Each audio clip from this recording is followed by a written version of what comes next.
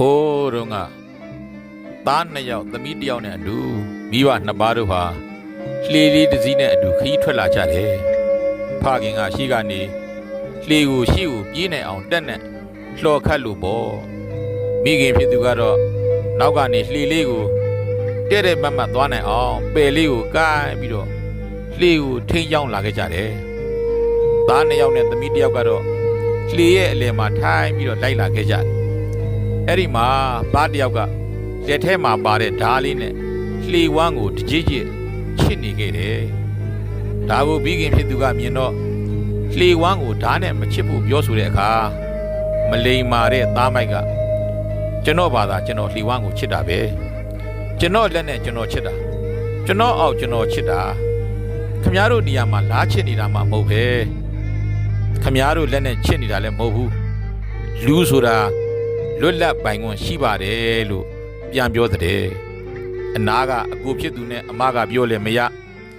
မိခင်ကိုယ်တိုင်ပြောလဲမရနဲ့သူ့အောက်ကလှေဝမ်းကိုဓားလေးနဲ့တကြိတ်ကြိတ်ချစ်လာခဲ့တယ်ကြားလာတဲ့အခါမှာတော့လှေဝမ်းဟာပေါက်သွားခဲ့တော့တာပေါ့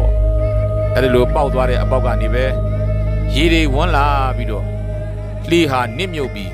မိသားစုတစ်စုလုံးနစ်မြုပ်ပြေဆုံးခဲ့ကြရတယ်တဲ့တကယ်လေတကယ်ဓာတ်နဲ့ဖောက်လို့တကယ်ပေါက်ပြီးတော့တကယ်လှေနစ်သွားတာမသွားတာသေချာမသိပေမဲ့ဒီနေ့လောကမှာတော့မိသားစုတွေမှာလှေဝမ်းဖောက်တဲ့သားသမီးဇိုးတွေကြောင့်နစ်မြုပ်ပျက်စီးသွားကြရတဲ့မိသားစုတွေဟာလက်တွေလူလောကထဲမှာအများအပြားတွေ့မြင်နိုင်တယ်ကိုယ်လက်နဲ့ကိုဖောက်တာပဲကိုဓာတ်နဲ့ကိုချစ်တာပဲကိုအောက်ကိုချစ်တာပဲဆိုပေမဲ့လှေပေါ်မှာကိုတယောက်တည်းရှိနေတာမဟုတ်ဘူးဆိုတာသိထားပါလူဆိုတာအထာနတ္ထမနာတိဇာနာတိမနုဿောဆိုတဲ့အတိုင်းအကြောင်းနဲ့အကျိုးအကောင်းနဲ့အဆိုးကိုသိတတ်လို့လူလို့ခေါ်တာလှုပ်တဲ့မလှုပ်တဲ့စဉ်းစားတတ်မှလူကောင်းတယ်ဆိုးတယ်ခွဲခြားသိတတ်မှလူအထဟေတုကုလနာဥပကာတာယလူသားတွေပျက်စီးခြင်းရှင်မျိုးထဲမှာကုလေဝါကုလင်္ကာရောတိဝါဥပ္ပစ္စတိတဲ့အမျိုးထဲမှာမိသားစုထဲမှာဆွေမျိုးထဲမှာကုလင်္ကာရဆိုတဲ့အမျိုးမိကြီးခဲမိသားစုကိုဆွေမျိုးတွေကိုအပူပေးတဲ့မိကြီးခဲလို့သားဆိုသမီးဆိုတွေအဲ့လိုလူတွေကြောင့်အမျိုးတွေဆင်းရဲဒုက္ခရောက်ကြရတယ်လို့ဗုဒ္ဓကမိန့်ခဲ့တဲ့စကားလေးရှိတယ်ကိုဟာကိုမိသားစုမှာအပူပေးတဲ့မိကြီးခဲဘယ်တော့မှမဖြစ်ပါစေနဲ့သားဆိုတာမာတာပိတုနာဟရိယံပုရိသီတိပုရိသောတဲ့မိဘတွေရဲ့စိတ်နှလုံးကိုရွှင်ပြုံးစေတတ်လို့သားလို့ခေါ်တာမိဘတွေမှာဘာလေးမွေးလာလဲဆိုရင်သားလေးဆိုရင်အားတွေဖြစ်လာကြတဲ့အဲ့ဒါလို့မိဘတွေစိတ်နှလုံးကိုရွှင်ပြုံးစေတတ်လို့သားလို့ခေါ်တာကိုဟာမိဘတွေကိုစိတ်ဆင်းရဲအောင်မိသားစုကိုဒုက္ခရောက်အောင်လုပ်နေတယ်ဆိုရင်သားမဟုတ်နိုင်သားမဖြစ်နိုင်ကုလင်္ကာရမိသားစုရဲ့မိကြီးခဲပဲဒီကုန်းချုပ်ပြောခဲ့ချင်တာကတော့လူရဲလို့ဖြစ်လာတဲ့အချိန်လေးမှာကိုလည်းဆင်းရဲဒုက္ခရောက်အောင်ဘယ်တော့မှမလုပ်ပါနဲ့ကိုမိသားစုကိုဆွေမျိုးတွေကိုလည်းဆင်းရဲဒုက္ခရောက်အောင်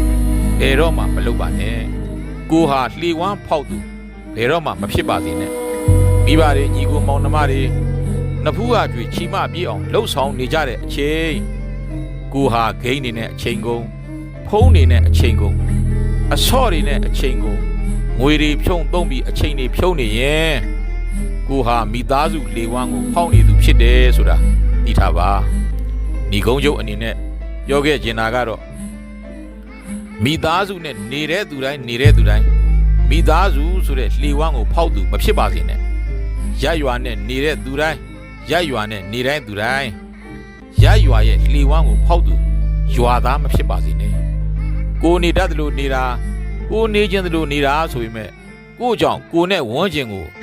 ဆင်းရဲဒုက္ခရောက်စေသူမဖြစ်အောင်ဆင်းရဲဒုက္ခရောက်စေတဲ့နေခြင်းမျိုးမဖြစ်အောင်ကြိုးစားကြပါလို့တိုက်တွန်းရင်းနဲ့ညီကုန်းချုပ်လိုက်ပါတယ်